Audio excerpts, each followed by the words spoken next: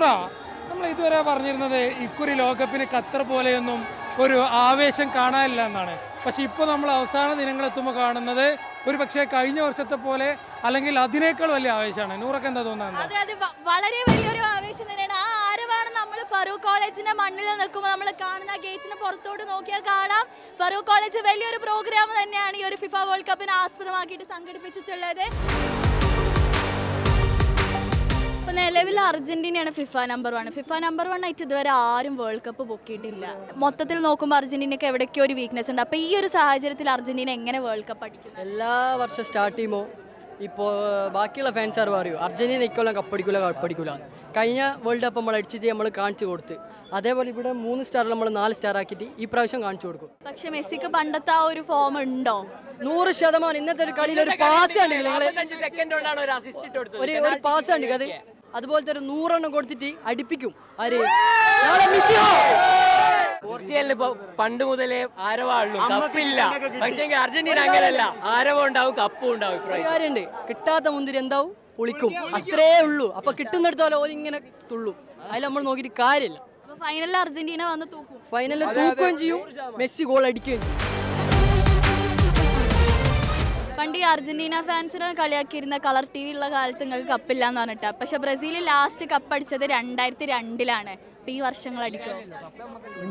Cup നമ്മൾ അടിക്കും. ഇവര് പറഞ്ഞ കണക്ക് വെച്ച് നോക്കുകയാണെങ്കിൽ ഇവര് ലാസ്റ്റ് എന്താ അടിച്ചത് 2022 ഇവർ അതിന്റെ മുന്നേ എന്താ അടിച്ചത്, കയ്യോന്നുള്ള ഗോൾ എന്താ അടിച്ചത്, അത് 36 വർഷം മുന്നെയാണ്. അത് കഴിഞ്ഞിട്ടാണ് ഇവരടിച്ചത്. നമ്മളിപ്പോൾ കുറച്ച് മോശമാണ്, പക്ഷെ ഇപ്പം നമ്മളെ സ്കോഡ് നല്ല ഡീസൻറ്റ് സ്കോഡാണ്. കപ്പ് അടിക്കാനുള്ള നല്ലൊരു സ്കോഡാണ് ഇപ്പം നമ്മുടെ കയ്യിലുള്ളത്. ഇപ്രാവശ്യത്തെ കപ്പ് നമുക്ക് തന്നെയാണ്. 6ാമത്തെ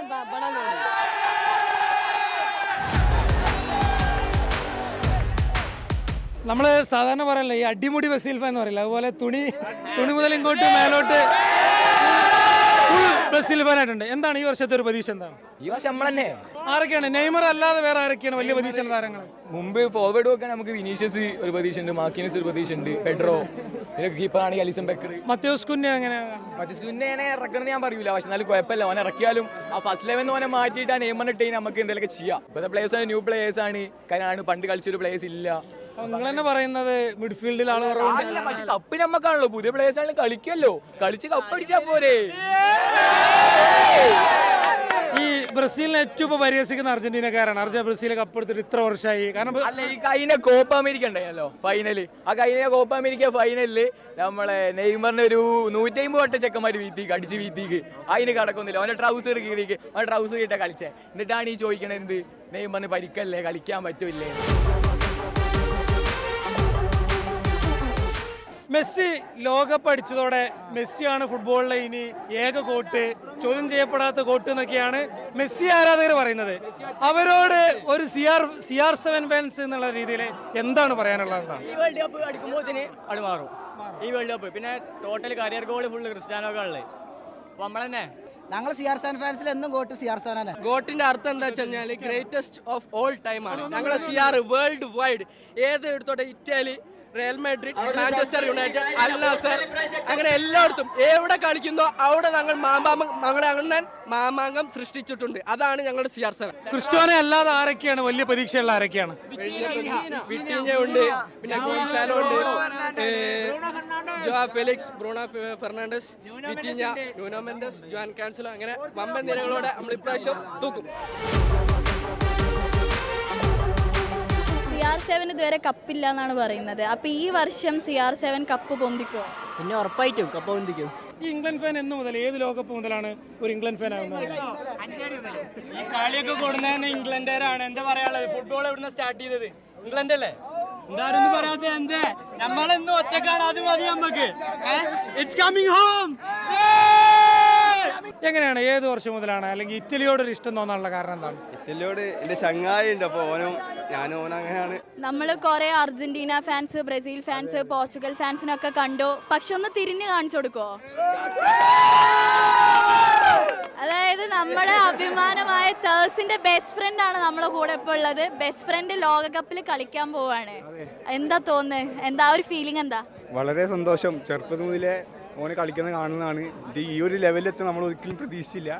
വളരെ സന്തോഷം. അതന്നെ അല്ലേ ഒരു ചോദ്യം, ഈ തഹസിന് എവിടുന്നാണ് പരിചയം എങ്ങനെയാണ്? കാരണം ആളുകൾക്ക് അറിയുന്നുണ്ടല്ലോ. സാധാരണ ഞാൻ ഖത്തറിലാണ് പഠിച്ചത്. അപ്പോൾ അവിടുന്ന് ഫുട്ബോൾ കളിക്കാൻ വരുമ്പോൾ ഓനുണ്ടായിരുന്നു. അങ്ങനെ ഫ്രണ്ടായത്. കൂടെ പഠിച്ചതല്ല, കളിക്കാൻ വരും. കളിക്കാൻ വരുമ്പോൾ അന്ന് തന്നെ അവന്റെ കളി കാണുമ്പോൾ എന്താണ് തോന്നാറ്? വിഷയം സത്യമായ വിഷയം കളിയാവും.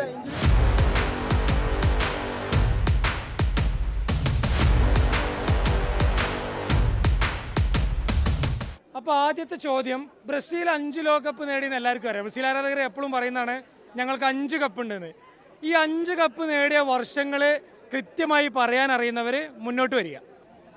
1958 ഫസ്റ്റ്, ബാക്കി അത് കഴിഞ്ഞ് 1962, 62, 70, 94, 2002, last 2002 in association with Salpro ആണ് ഈ സ്മാർട്ട് വാച്ച് സമ്മാനമായി നൽകുന്നത്.